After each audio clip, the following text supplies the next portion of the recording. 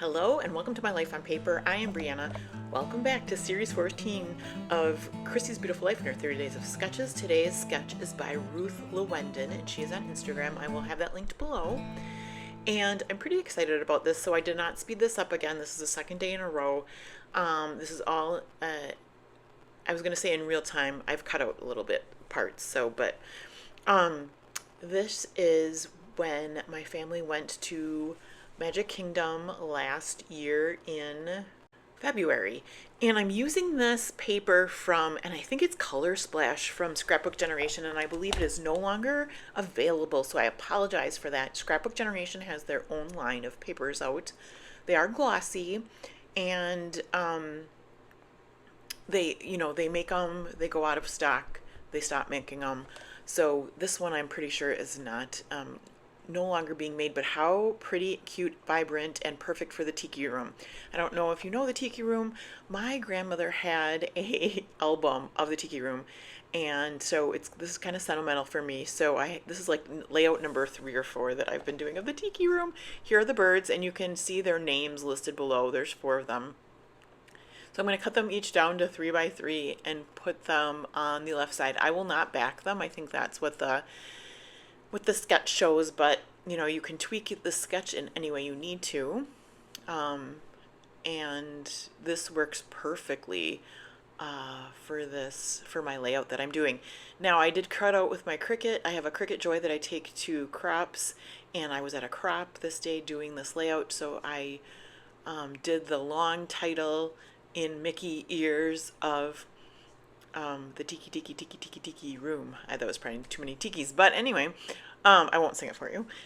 So I'm going to lay these out kind of like it is in the sketch, and then glue them down, and then come back and glue the title down, which takes me a minute or longer, but that's okay. Then I get to talk to you longer.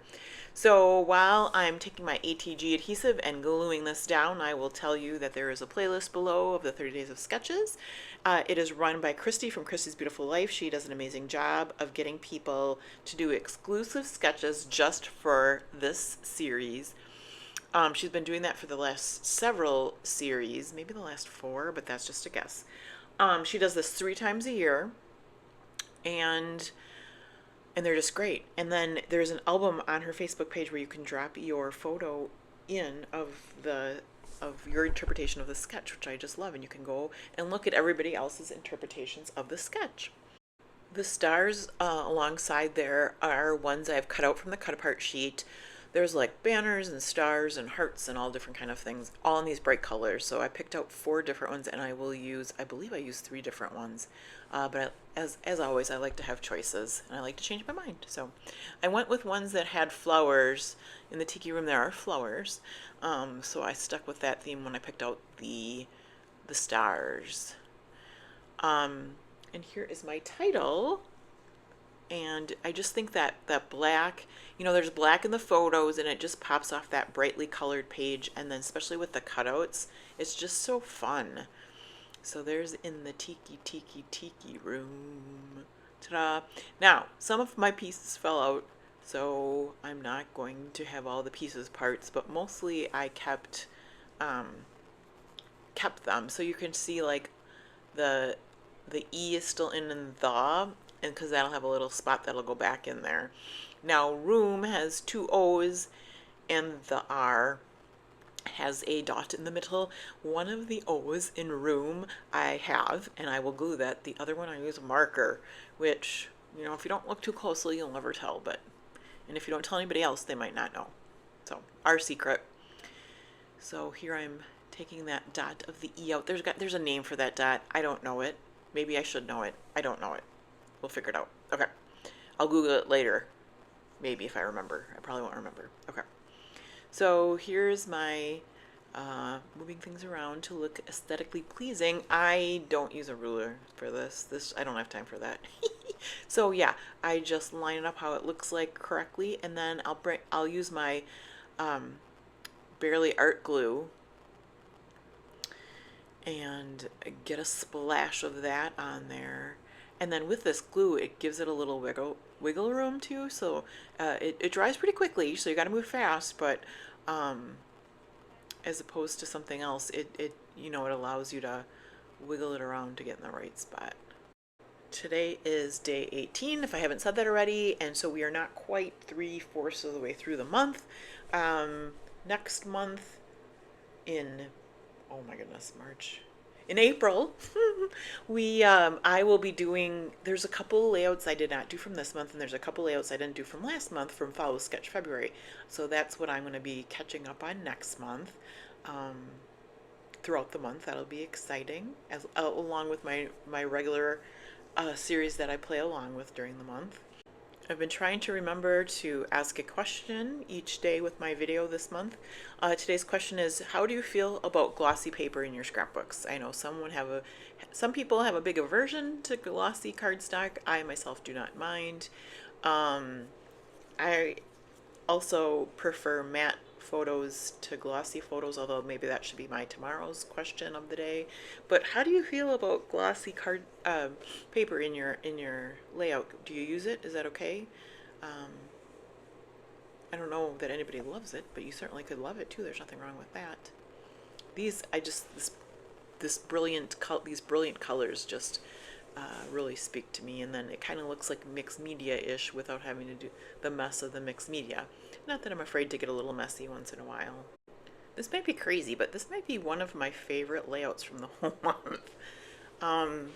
Because it was easy to come together, and it's such like a high impact with such little embellishments, honestly.